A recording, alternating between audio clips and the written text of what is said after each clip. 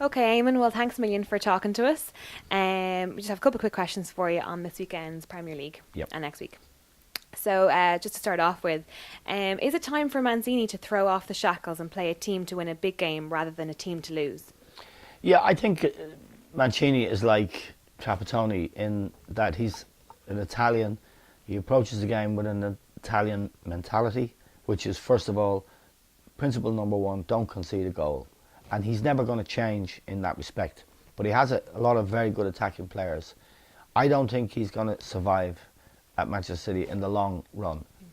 He will never throw off the shackles. He will always be a very conservative coach whose number one priority is don't give a goal away. And then with all those good forwards he has, David Silva and Aguero and people like that, he will depend on them to nick a goal, two goals over the course of 90 minutes. So with the good defenders he has, it's not a bad policy.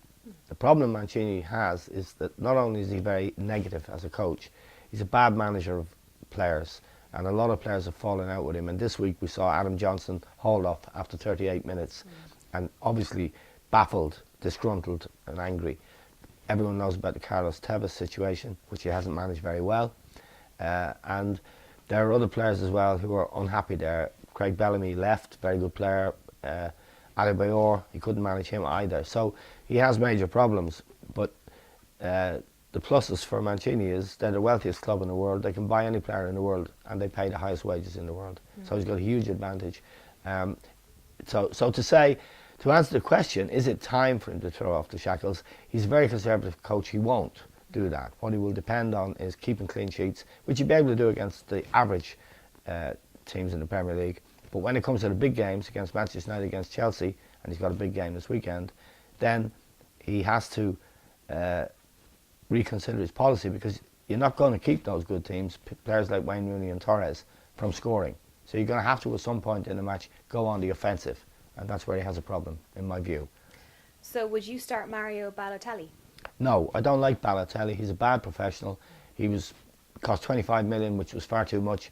He's got a history of disciplinary problems. When he was at Inter Milan, Mourinho couldn't control him, didn't play him, and he's bad discipline, bad buy, bad influence on the club, and will always be in trouble. So I wouldn't start him. They don't need him. Okay. And with De Jong, Yaya Touré and Silva, what centre midfield should United play to avoid being completely overrun? Well, United have a big problem. Midfield is the weakest part of their team. They've great defenders and great attackers, Wayne Rooney and Hernandez. They don't have anybody to replace Paul Scholes. They don't have a playmaker. So I think Ferguson's attitude to midfield for this season has to be, we're going to stop the other team playing. In that regard, I think on Sunday against Manchester City, I think he'll play Anderson, who gets his foot in, gets his boot in, and can be a holding player. He can also go forward. I think he'll start Anderson if he's fit.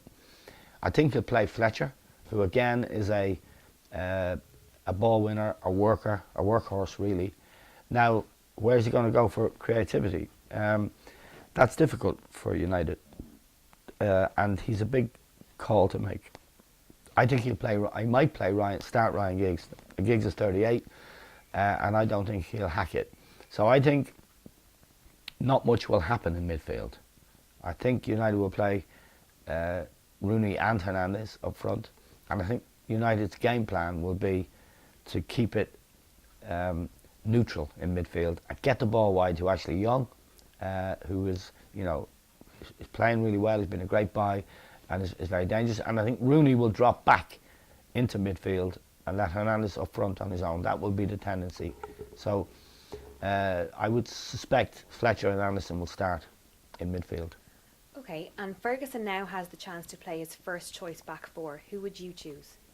I think his best back four will turn out to be Chris Smalling playing right back, Jones and Vidic as a central defensive partnership, and Patrice Evra at left back. I think that will end up being his best back four, because Ferdinand is past it now. He's injury prone, and for a big match like this, it's a really good question. It's really interesting choice that Ferguson has. I think Fabio is the option at right back instead of Smalling, but I think Fabio is immature and is reckless, can give penalties away, and It's a very big game for Manchester United. So I think he might start with Smalling at right back, Jones, Vidic, and Patrice Evra. Okay. And will Ferguson play 4-4-2 as opposed to 4-5-1 at Anfield? Or if this is the case, who partners Rooney, Hernandez or Welbeck? I definitely think Welbeck won't start. It would be crazy. He's not good enough. He's signing a new contract to United, but he's not good enough. Hernandez and Rooney will start, in my opinion, assuming they're both fit. Hernandez will play as the lead striker. Rooney will drop deep. And it's difficult to know whether he might play Park and he might play a kind of 4-3-1-1. That's the way I think he might do it.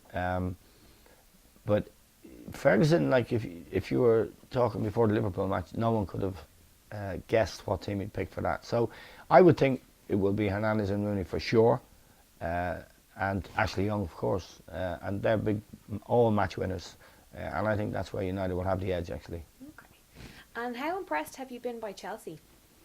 Very, very impressed. The coach has done a very good job there. He's got Fernando Torres fit, confident and happy and scoring goals again, which is a major achievement.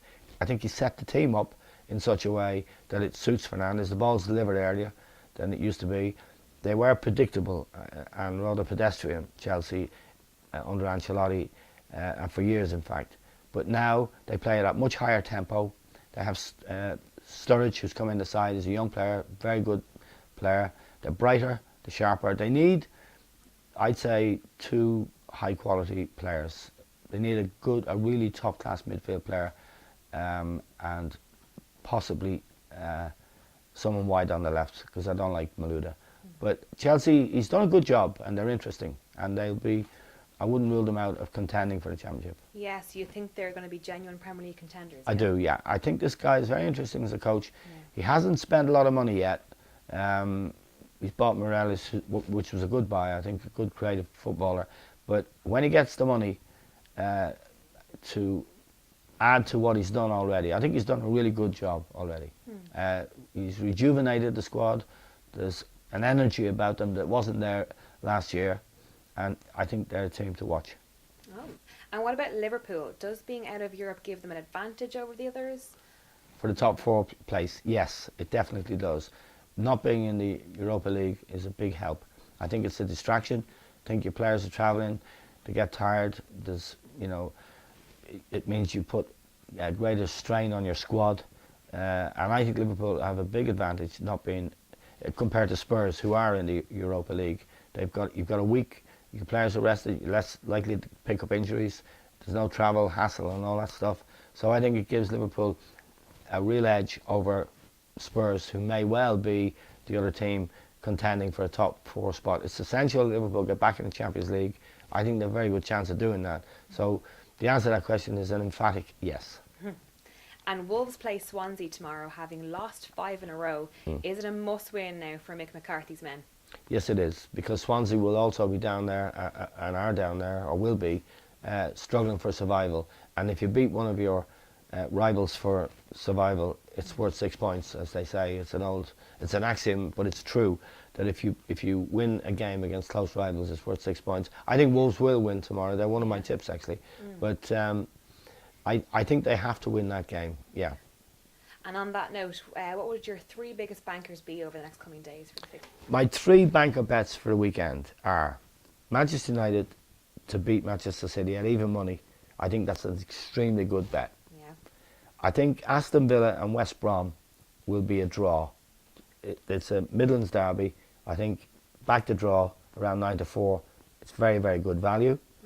And I think Wolves will beat Swansea. That's my treble for the weekend. You can do it as a treble. Guaranteed, get the Christmas money and the holiday money. Exactly. Yeah. Listen, thanks for me, Eamon. We'll see you again. Thanks. Look forward to it.